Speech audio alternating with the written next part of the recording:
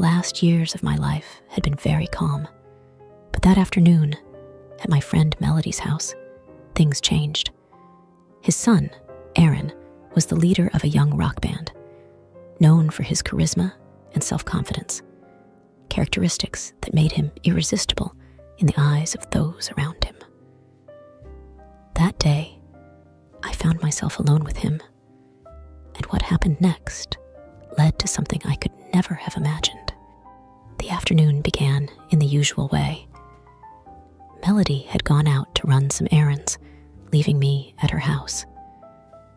"I'll be back in an hour," he said, closing the door.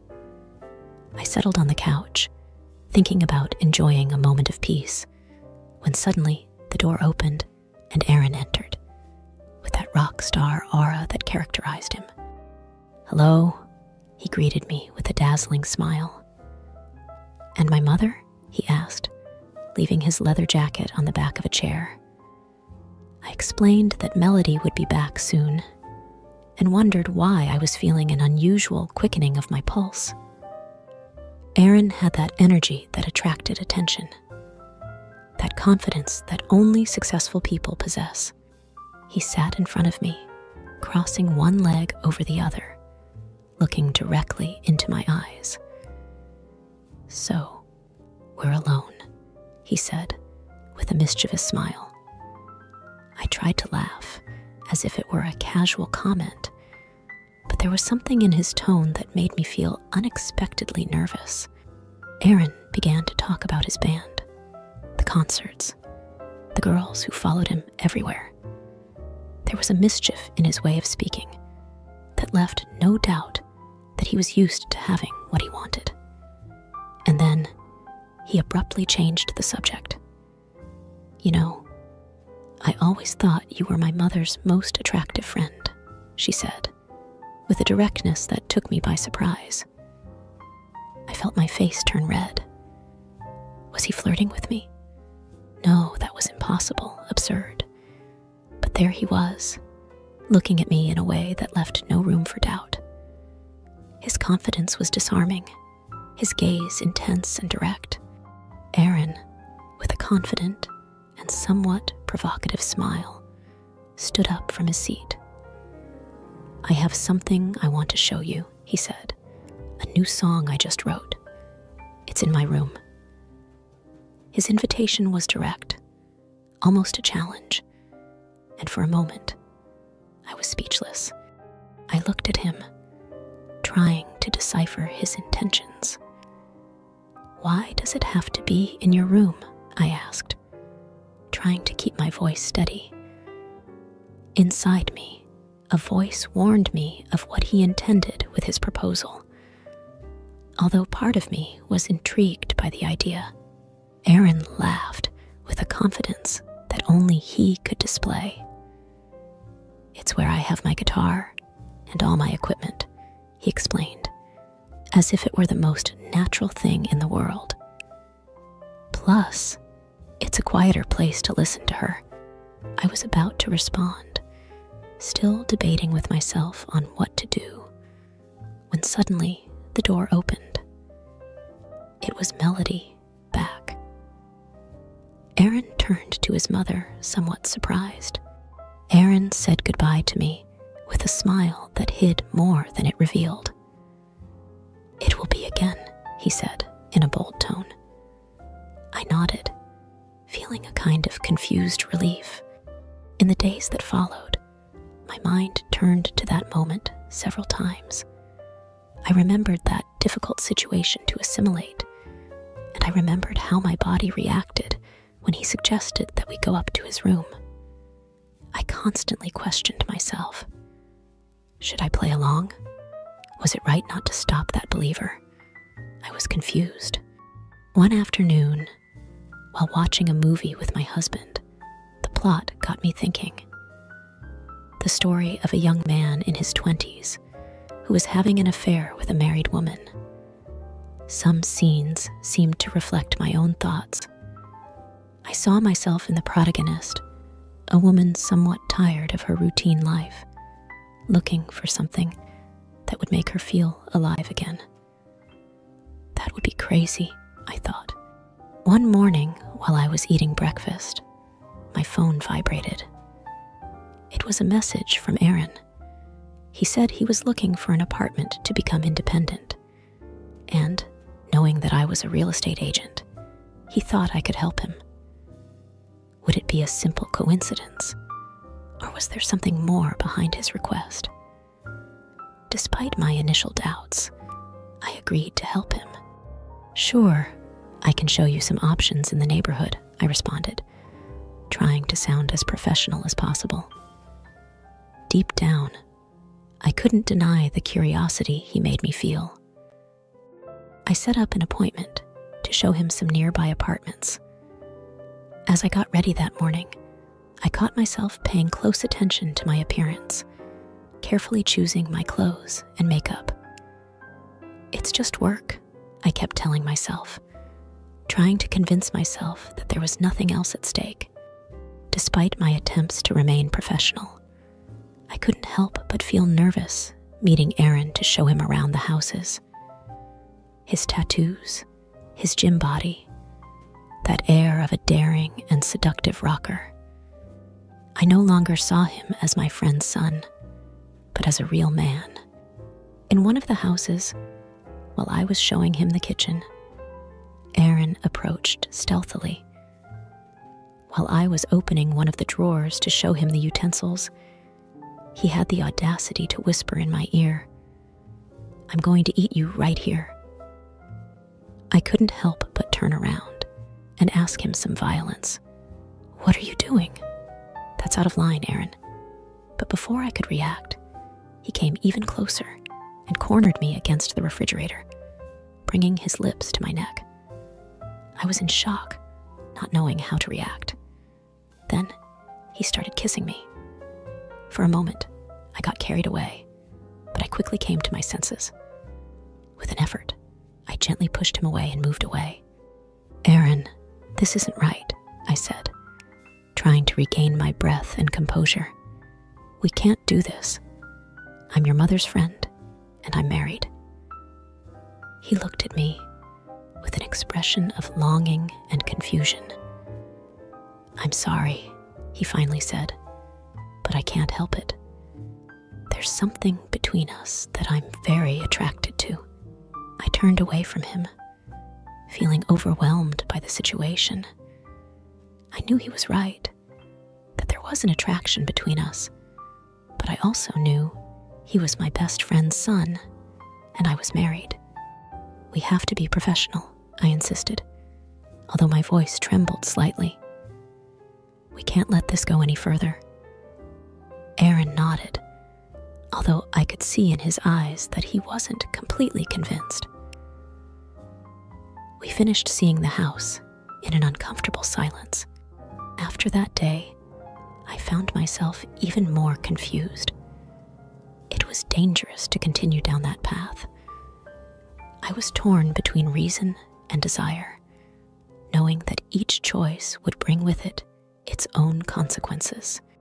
I tried to focus on my daily life, on my work, on my family, but the image of Aaron and that intense moment in the kitchen did not stop haunting me. The idea of having more intimate encounters with him was a temptation, despite knowing how risky it was. What was happening to me? He was just a little man with an arrogant air, very little common sense, and a lack of respect. One day, I met Melody for coffee. I always enjoyed our friendship, but this time, with everything that was going on, I felt a little uncomfortable. We talked about everything a little, until, almost without meaning to, Melody mentioned something about Aaron. "You know, Aaron has started dating a girl, a fan of his group," Melody said with a smile. "It seems like they are very excited." Hearing those words, a knot formed in my stomach. I felt a stroke of jealousy that took me by surprise. "Oh yeah?" I managed to say, trying to sound nonchalant. "And what's she like?" Melody described the girl enthusiastically, but I could barely concentrate on her words. The idea of Aaron with another person made me very jealous, even without wanting it. She's very pretty, and it seems like they have a lot in common, Melody continued. I'm happy for Aaron. I think it's good for him to have someone. Sure, it's important to have someone special, I said, forcing a smile. Why did I feel this way? What right did I have to feel jealous of Aaron? After our meeting, I returned home. What Melody told me had affected me more than I wanted to admit. The thought of losing Aaron, even though he had never really been mine, hurt me deeply. Acting completely impulsively, I took my cell phone that night and wrote a message to Aaron. Hello, Aaron. I have the perfect apartment for you. I'll see you tomorrow at 5, and I'll show it to you. Don't be late because I'll have more clients. Immediately after sending the message, I felt regret. What was he doing? But a dark part of me wanted to see him and be close to him, and this silenced all the warnings of my conscience. The next day, I prepared for the match while feeling quite anxious. I carefully chose my clothes, looking in the mirror and wondering if I was doing the right thing. But it was too late for those doubts. I arrived at the apartment a little before 5 to make sure everything was presentable. Aaron arrived on time with that smile that always turned me on. This place looks promising, he commented as we walked in.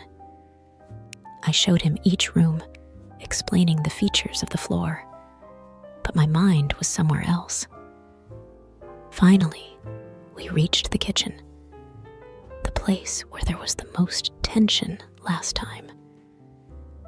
Aaron leaned on the counter, looking directly at me. This place is great, but I think there's something else we both want to explore, he said in a low, confident voice. At that moment, I couldn't control myself. I was the one who cornered Aaron against the refrigerator and started kissing him. He, surprised, responded with equal intensity. He picked me up and sat me on the kitchen counter like in the movies. What followed was an afternoon of chaos that made me remember everything I thought I had forgotten. It was like releasing years of repression and hidden desire. I felt totally carried away by passion and adrenaline. Aaron and I surrendered completely to that moment, forgetting everything else. When it was all over, I realized I had no regrets. On the contrary, there was a feeling of relief, as if I had released something that had been weighing me down for a long time. I felt alive, with adrenaline rushing at 1,000 miles per hour. As I was getting ready to leave, I looked at Aaron. He seemed different too. Will this be the last time? I asked. Aaron came up, took my hand and said, I don't believe it. But what I do know is that I don't regret any of this. His words resonated with me.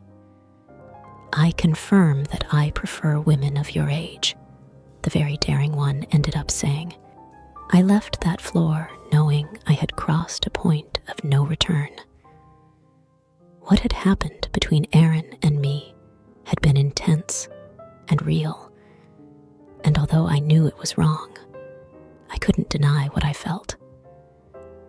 The idea that it would be the last time seemed unlikely, and that's how I cheated on my husband for the first time in my life, with my best friend's son. But the most curious and strange thing of all was that I didn't care. I wanted more. Will I be a person without regrets? I don't know, but the truth is that this opened a new world of emotions and pleasures to me, and I wanted to try more and more And here's my story. I hope you were able to enjoy it as I did.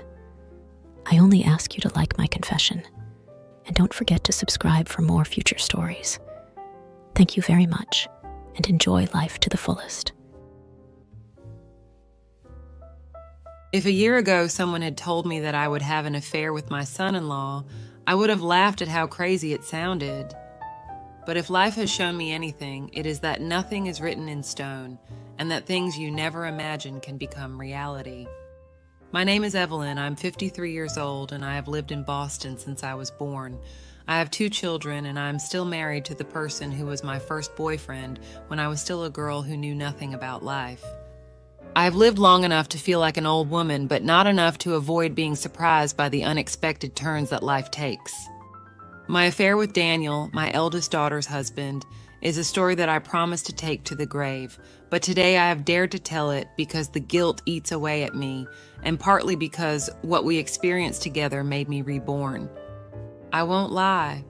For a long time, I questioned whether at the moment I saw him for the first time, something had already been woven between the two of us that would unite us in the future.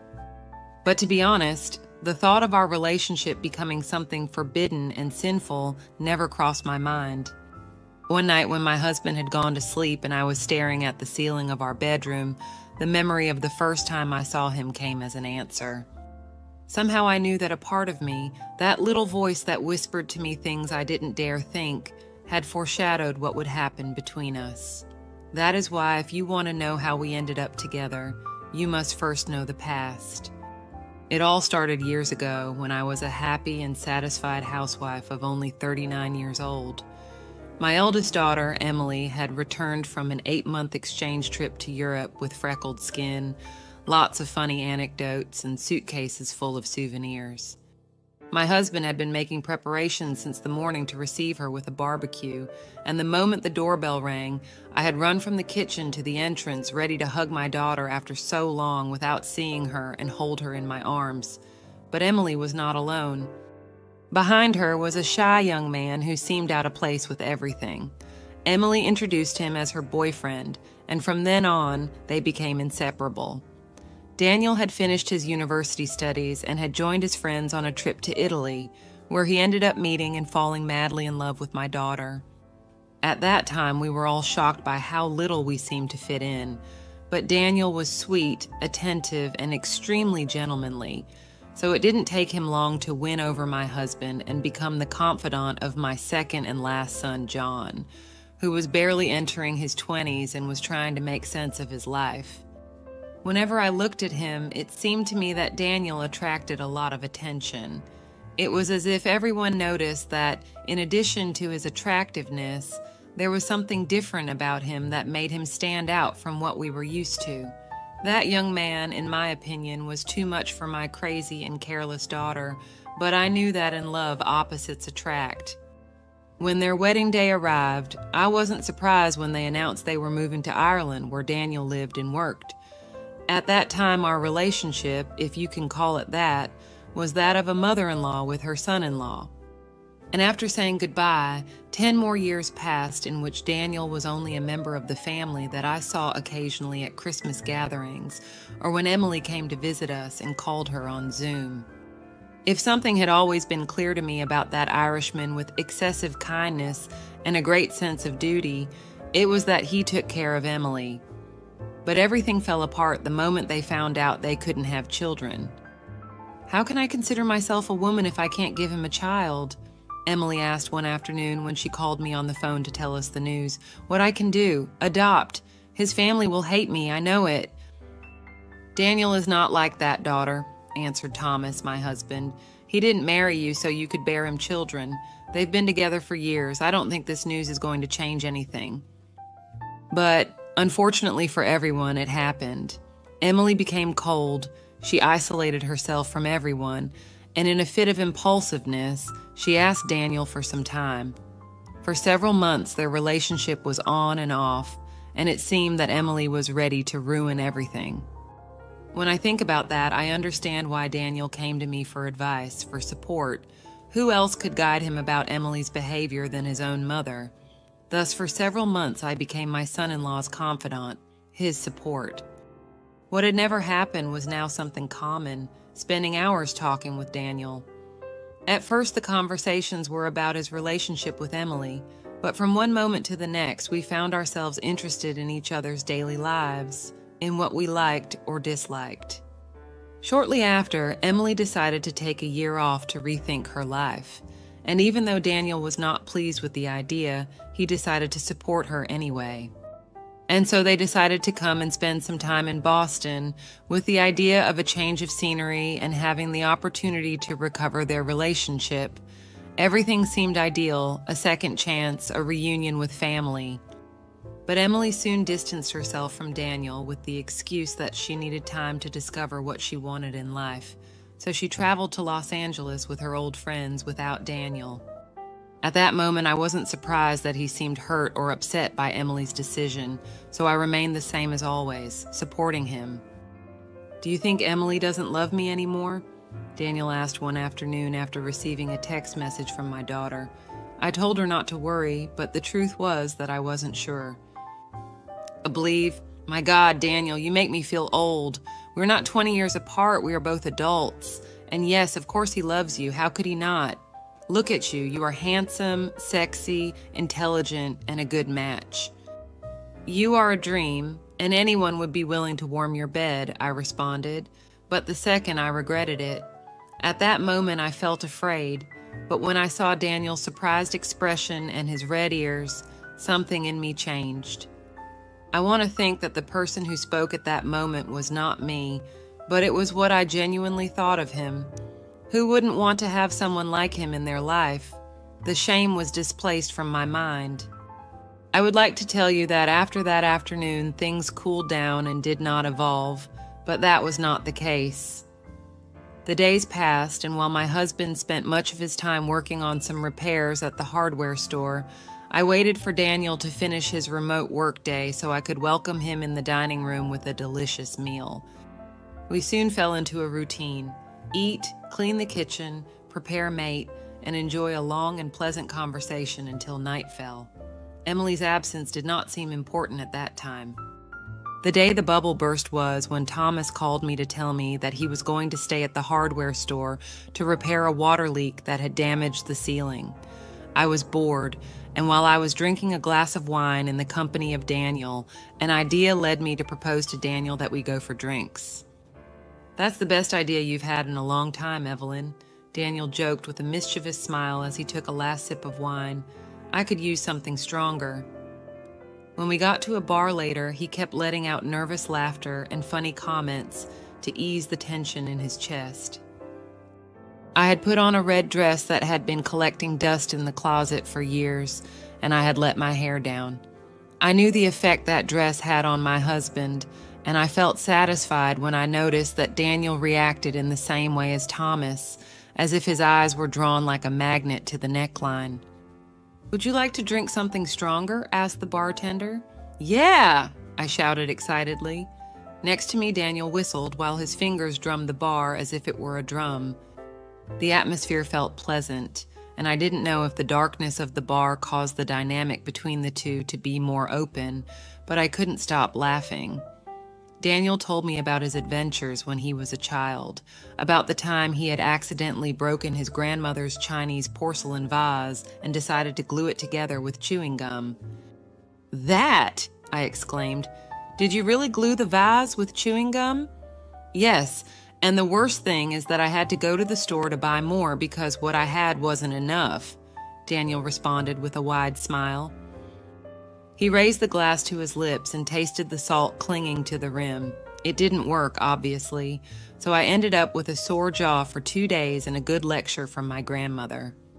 Laughter burst out of me. The alcohol was doing its job of disinhibiting my defenses. "You look beautiful when you smile like that, Evelyn," said Daniel without a hint of mockery. His face had leaned towards me, remaining a short distance away. His expression surprised me. It was like he was seeing something for the first time. Then, in a hurried manner, he murmured something that left me devastated. "Well, you look pretty all the time, especially in the mornings, but today is different. Seeing you in that dress hurts." I didn't know what to do, so I laughed. The bartender served us the drinks and the spell was broken.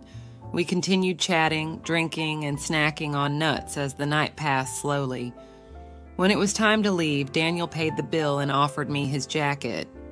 After leaving the bar, we both fell into a comfortable silence. The bustle of the city accompanied us, and even though the temperature had dropped as night fell, for some reason my body felt warm. He knew that it wasn't just about Daniel company or the effects of the alcohol, but about the anticipation he had been experiencing since the evening began. Suddenly, Daniel stopped walking next to me. I turned to look at him and found something in his gaze that made me shudder. There was something his eyes were trying to convey, and the moment he started speaking, I had a hard time absorbing that my legs were shaking. But I didn't know if it was because of the excitement or because I wanted to run away, leave everything behind and erase that night, in that bar where we left our titles of son-in-law and mother-in-law, and we were just two adults enjoying each other's company, expectant of what the night awaited them. I don't know if what's happening between the two is real. I don't know if it's right, Daniel whispered, breaking the silence. But what I do know is that it's mutual, Evelyn. I can feel it. These days only served to confirm what I had been feeling since I arrived in Boston. My heart vibrated with excitement, but my insecurity made me step back to put distance. I do not understand what are you talking about, I responded evasively. The fear of the possibilities had me sick to my stomach, and I knew that alcohol only made the situation worse. Daniel let out an exasperated sigh. I'm attracted to you, not as a friend, but as a woman, he said with a hoarse voice. You bring me crazy, very much, and I know that it is not a temporary issue. It is not because of the alcohol or the city lights that make you look beautiful. I'm attracted to you, and I don't know what to do with this. We can't, I responded hurriedly. Daniel remained silent. He was disappointed. When he started to walk again, something in me broke, moved by the fear of letting that moment pass, that it was a dream, and that when I woke up I would return to my usual life. I took him by the arm and dragged him with me until I reached a dark alley at the end of the street.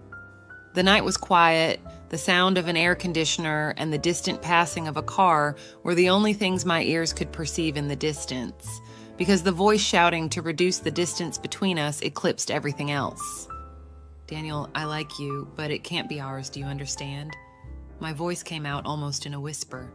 I understand, but what do we do with this? We forget it, and that's it? Daniel asked, getting closer and closer to me. The best thing is to forget it, to act as if it never happened. We are both married. What we do is not only forbidden, but terrible. But Daniel interrupted me. Let me kiss you, please, and I promise I'll forget it. I opened my eyes, surprised by his boldness, but the next second I answered yes. That yes, I could do it. For a moment I didn't want to think about others, but about me, about us. I didn't care about the rest. When this was over, I would face my guilt bravely again, but as long as I was with Daniel, I would be the bold woman I always wanted to be. A second later, what he had secretly desired so much came true. The contact caused a burst in my core that made me shiver from head to toe. The strength of the sensations was such that he felt that at any moment he would wake up to discover that it had only been a dream. Our union was like two stars colliding in the sky.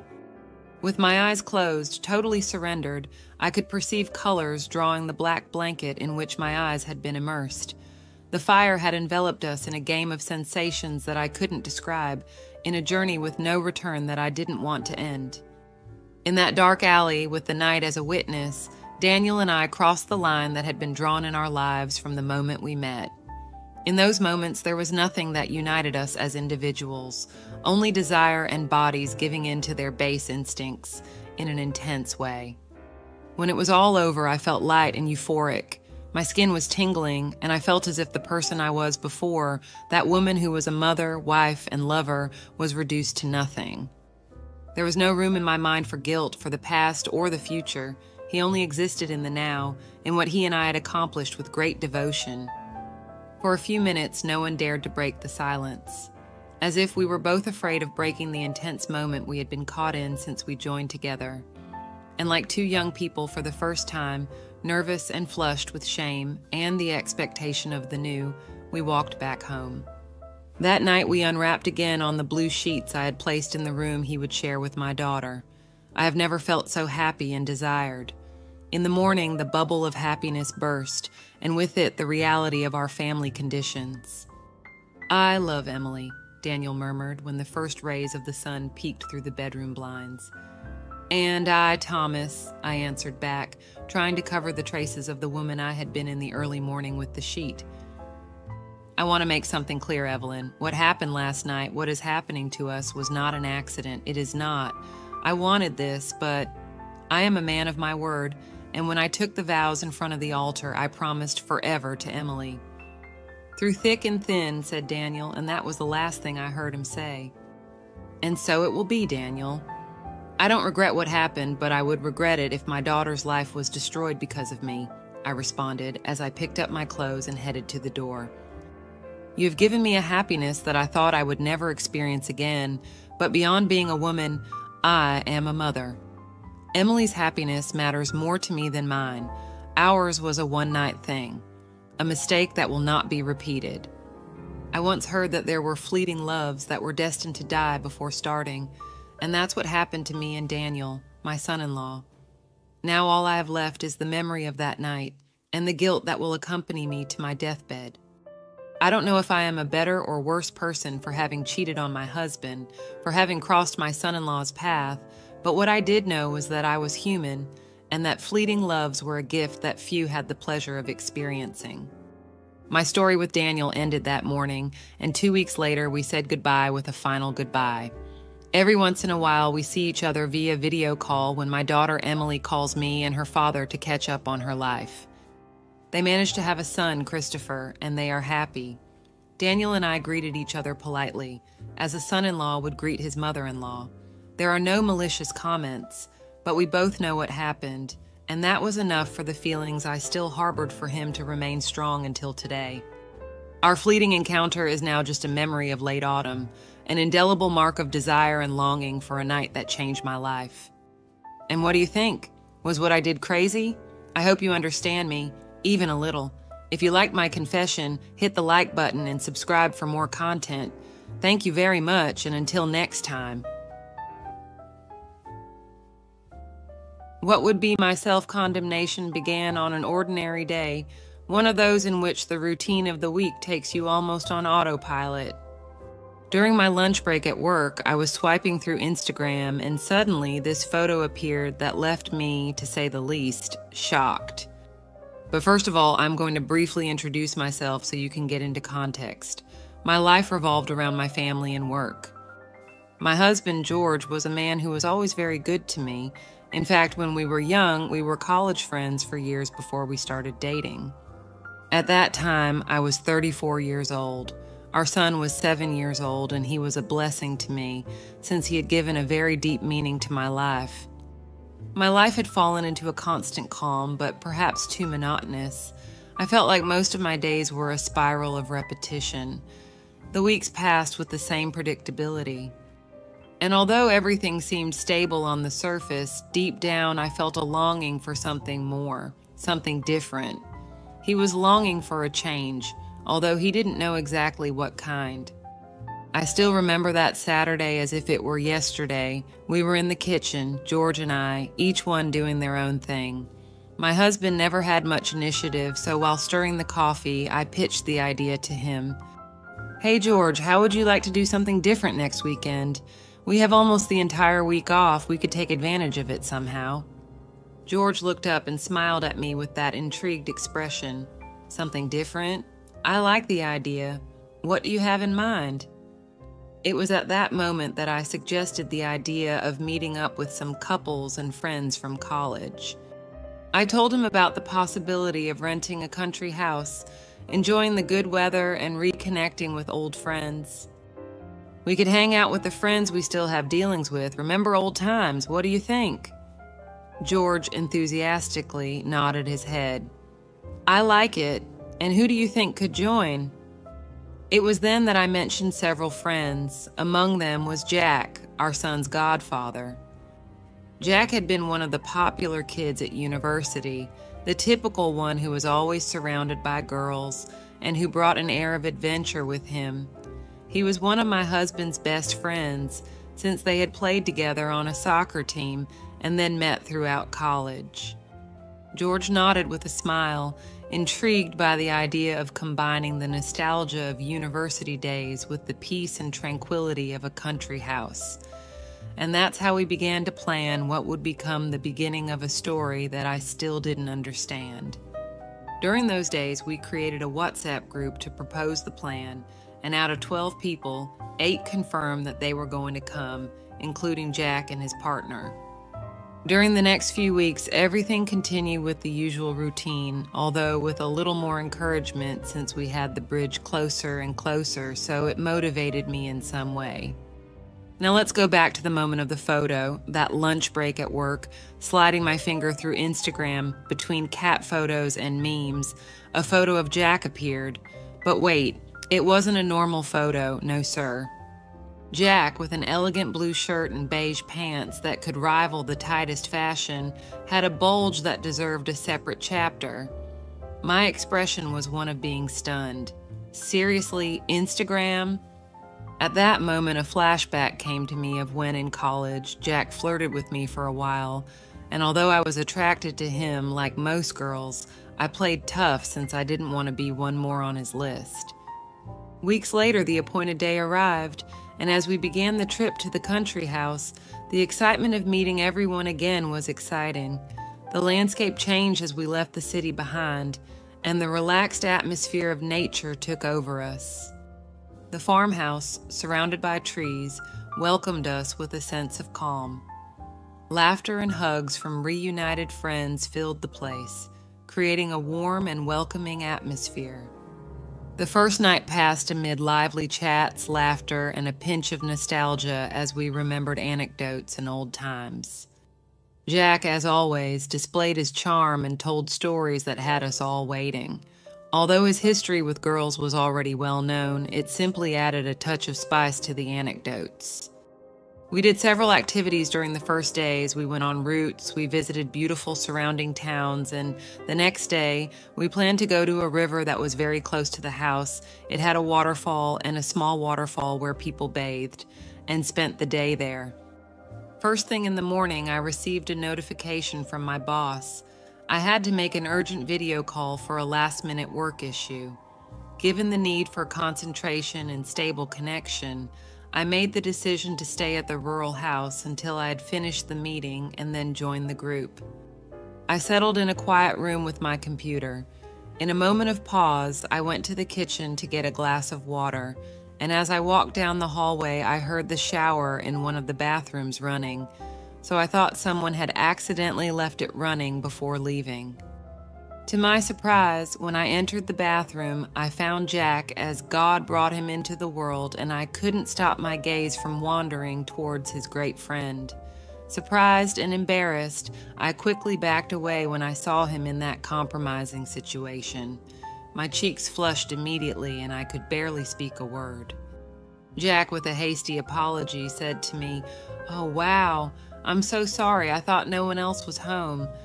I, nervous and trying to hide my discomfort, responded, "No, don't worry, Jack. It was a misunderstanding. I'm sorry." But suddenly his face changed and he headed towards the door where I was and closed it quickly with me inside. At that moment, I was completely paralyzed and could hardly speak a word.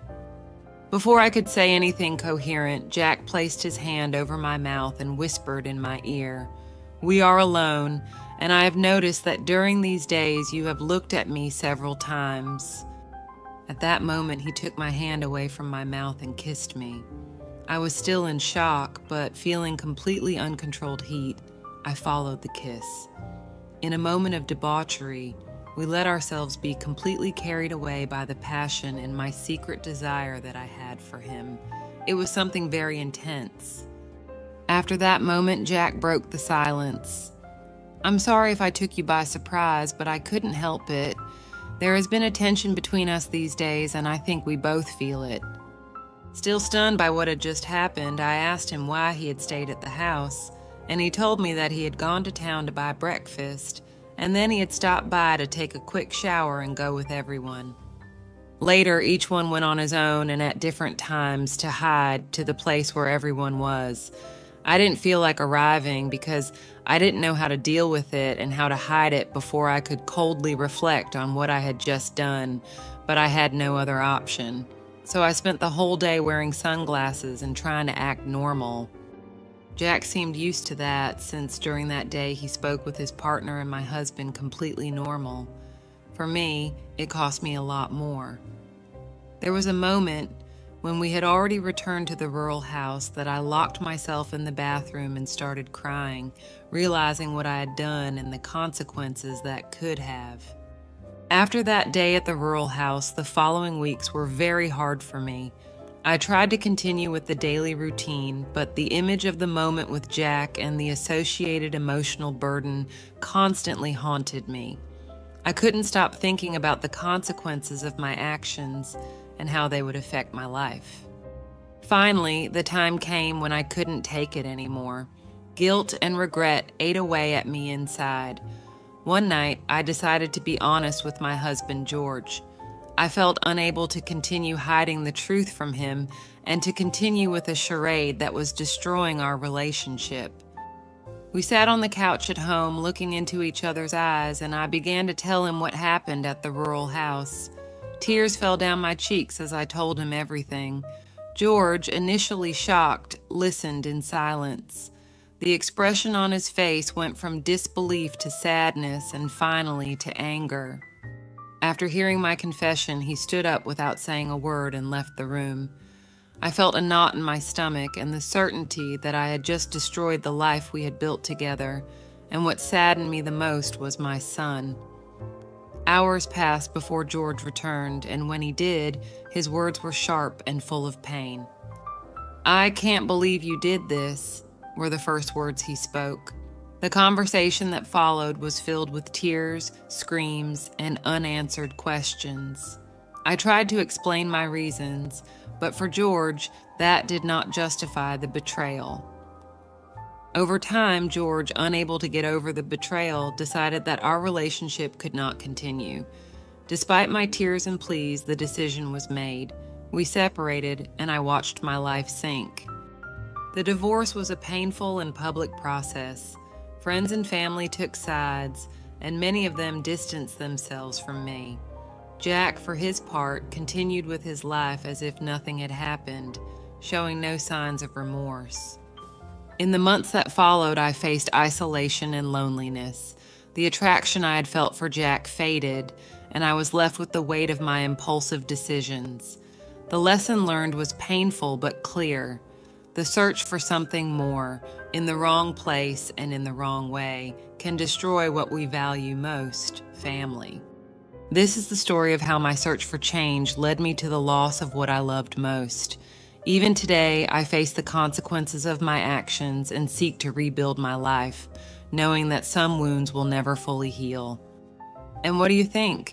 I hope you don't judge me too much. If you want more confessions like this, I would appreciate a like and subscribe. Thank you very much, and until next time.